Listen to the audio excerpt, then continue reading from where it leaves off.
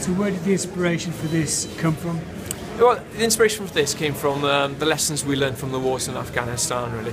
And, the dramatic improvement we made in Afghanistan was, even though the casualties were horrific in Afghanistan, medicine really learned a lesson in Afghanistan, and we really came on in leaps and bounds here.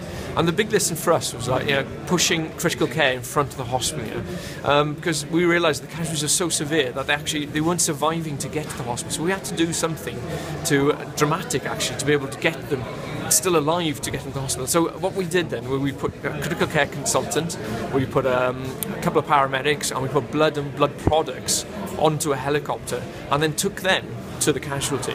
And that combination of the team working together with the blood and blood products allowed the patient to be sort of saved and resuscitated really close to the scene of injury, really, and then allowed them to be able to ferry quite long distances back to the hospitals, the trauma centres, And these distances in Afghanistan are 60, 90 minutes sometimes, whereas before that, the soldiers were only surviving 10 or 15 minutes, But by pushing these interventions as far forward as we could, we had that dramatic difference. And how will that translate to Wales?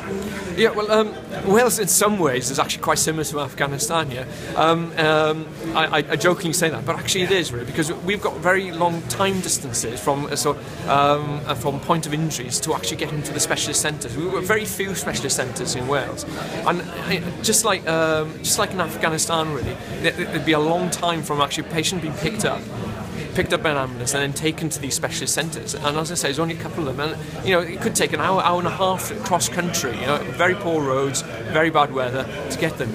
And so now what we'll be able to do for the first time in Wales, and actually in the UK really, is actually go, just like we did in Afghanistan, go to the point of injury, start the resuscitation at the point of giving the blood and the blood products, all these new critical care interventions that we learned from Afghanistan, straight away to the casualty. And then we can then decide where's the best place we need to take this patient for onward treatment, even better treatment again then from that. And just again, like Afghanistan, we took them to Bastion, a trauma centre. That's what we're going to be doing in Wales when we develop the trauma centres now in the next year.